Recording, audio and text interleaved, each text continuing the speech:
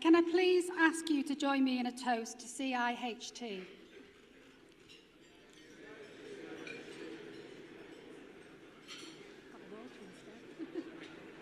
That was supposed to be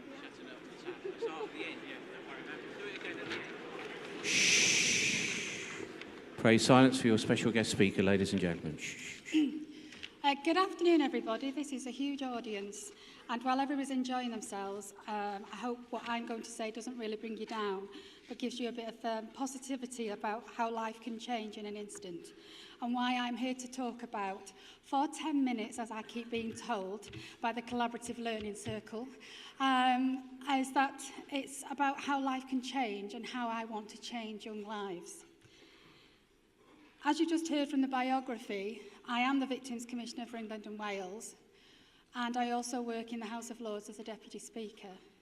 I am in the political world, but with a small p, because I'm a people's person, and it's about change on the ground. Reason why I want to start the story is to give you a bit of a background of who I am and where I've come from. In August 2007, Gary was brutally beaten outside our family home by teenage yobs, in the very place he should have felt safest. Gary challenged them when they vandalised our car, and they brutally kicked him to death.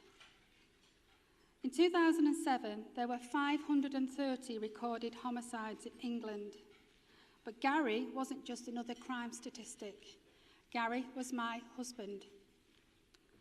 Gary was kicked to death and punched to death by a gang of feral youths. He was the third person to be attacked on the night. Every kick and every punch was witnessed by my 3 young daughters. Zoe was 18, Danielle was 15, and Amy was 12 years of age. He was so severely kicked and punched, he suffered 14 kicks to the head and suffered 40 internal injuries to his body. Every bit of what they saw, they not only had to recover my daughters, but they also had to work on their father's body. The kicks were so severe that they ripped the main artery to his brain, leaving it dangling like a piece of string. Knowing Gary, as I did and loved, we felt that we'd won the unluckiest lottery in the world. Tragedy does change you, either one way or the other. So some of them days after losing Gary, having turning his life support machine off, having staff crying round because they couldn't believe it, it makes you feel very suicidal. Every minute aspect of our lives had changed forever. Yes, I was a mum, but I was also Helen, who had lost the other half of her relationship that she'd been with for 25 years. So going to bed felt very lonely, but my girls pulled me through.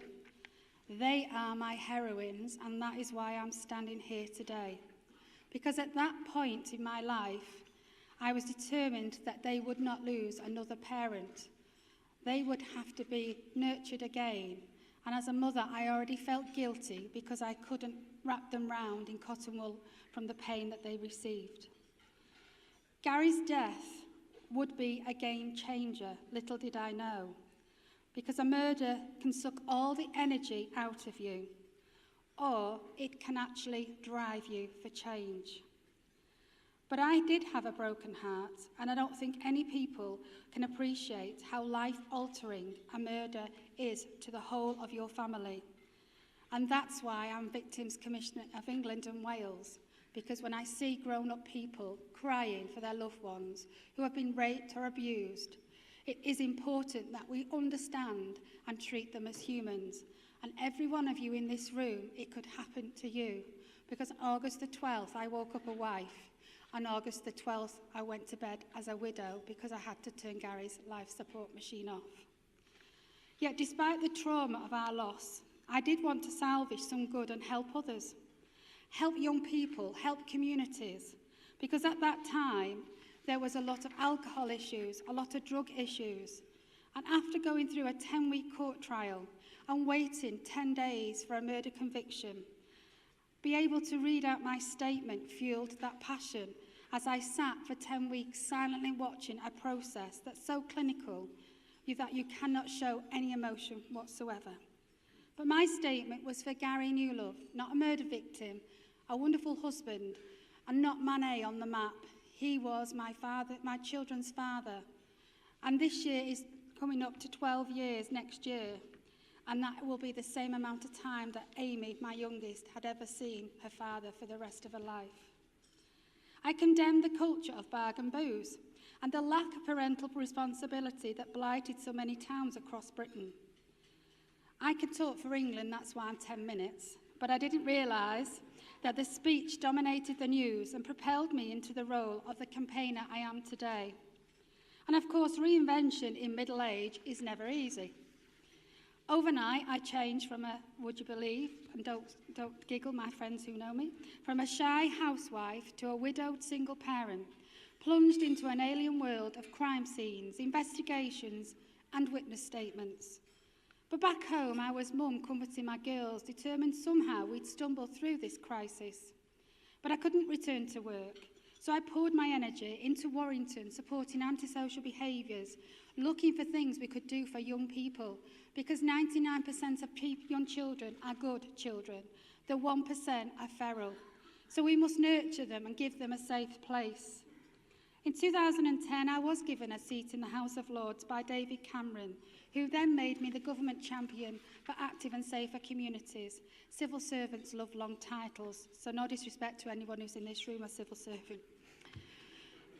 Parliament wasn't on my radar growing up. It was standing up in the House of Lords that I felt, whoa, this isn't right. I grew up watching politicians on TV in my lounge and sit beside ministers who served Margaret Thatcher, so it really made me wonder if I belonged. So that's a bit about me. From Warrington to Westminster, my journey wasn't totally unplanned and unexpected. I was a young married mum in my 20s. I lost my soulmate in my 40s. And then I became a victims campaigner and a Baroness in the Lords, aged 48. Strange old life. But looking back, a random twist of fate that changed my life forever by a cruel gang of teenagers. I think my experience reflects the strength we have within us. So that is why I wanted to do something for Warrington. And this was 2008. I wanted to create a safe space to make sure our young people felt they could go into an environment that they could be young people with no peer pressure. Some people never even eat a hot meal. So I did my homework. I went into prisons. I went into youth offending to speak to prisoners. I did documentaries to see how communities went on. And actually, society is so desensitized that actually you think these are stories. Kids think these are Xbox games that they can stop and put another figure in. They do not know the boundaries that they push, and they do not know about accountability and responsibility. And I wanted to ensure that we put that back into our society. And parents need help. There is good parents with feral children. So I believe that we need to do that. So in 2008, I had the pleasure of going to Bolton Lads and Girls Club, the first youth zone built. And it was a fabulous facility that came with a cost. Yes, it cost $6 million to build, but that is so worth it when you see the young people inside who have never had a hot meal, who have never ever had a hug, and who have never had the pleasure of enjoying things like playing pool, snooker, climbing rocks, walls, whatever you call them, and dance and drama. But the thing that really struck me was the kids are so proud because it's brand new. They design it. It is their business and they will work at it.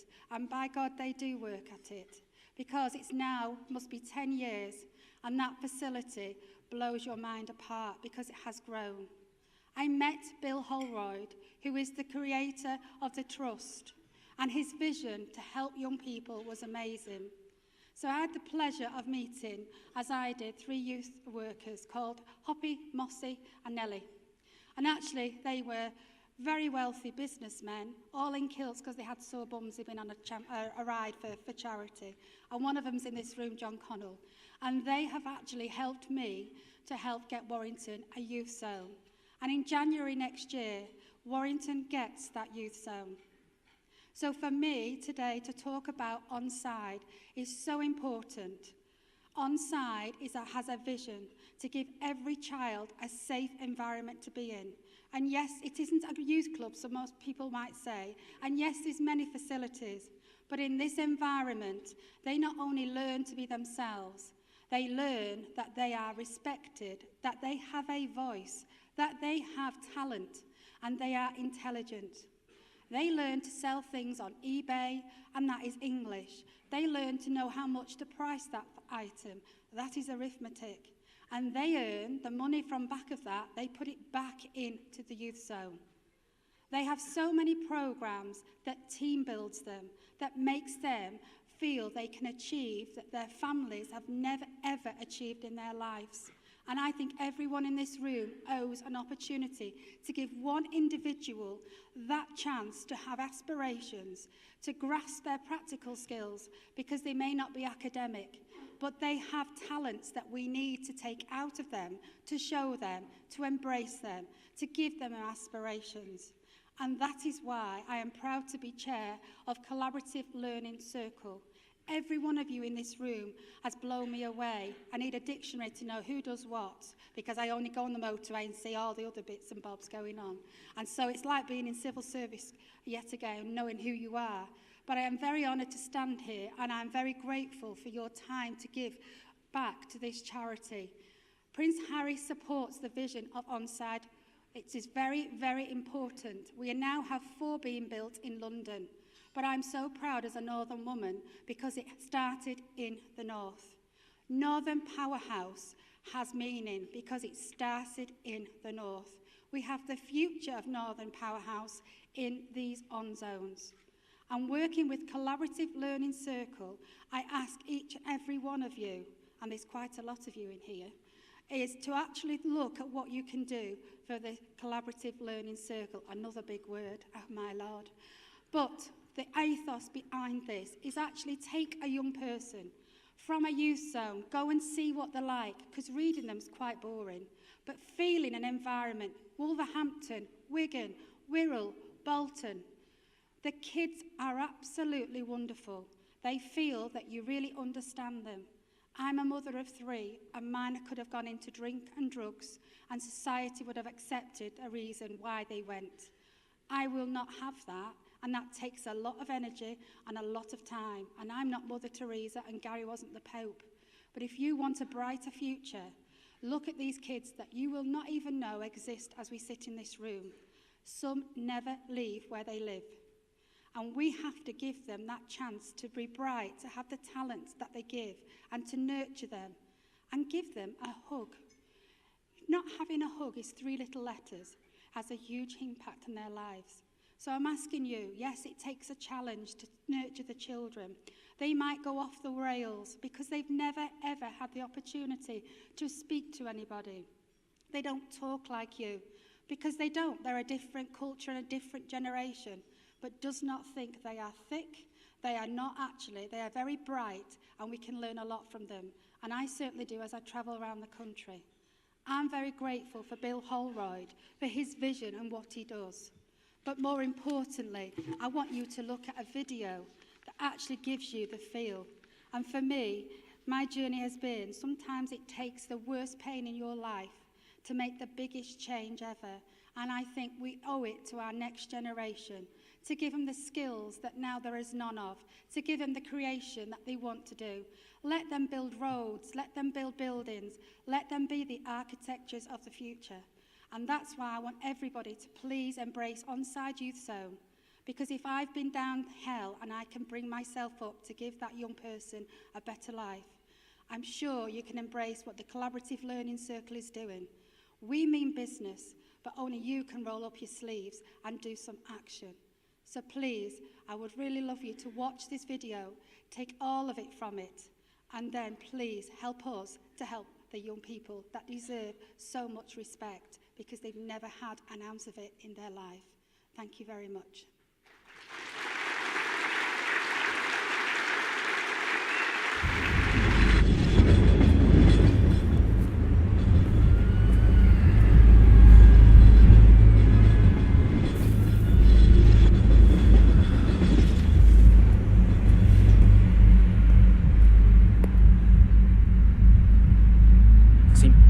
I've witnessed our young people float around with an energy dispersed into the oblivion of nowhere to go and nothing to do. Aimless in the endless maze of boredom, loneliness, and temptation. There seems to be no way out for this lost generation, left to spend 85% of waking hours outside of education with no fire to illuminate that boundless imagination. And we wonder why 1 in 8 from low-income estates achieves average earnings as an adult. It's an insult, a social crisis, a growing virus, the likes of which we have never seen. But there is a way out, a silver lining to the dark clouds. If you are aged 8 to 19 or up to 25 with a disability, Onside is opening its doors to a brighter future. Somewhere fun, safe, and inspiring to go. Something exciting to do, a hot meal with those you know.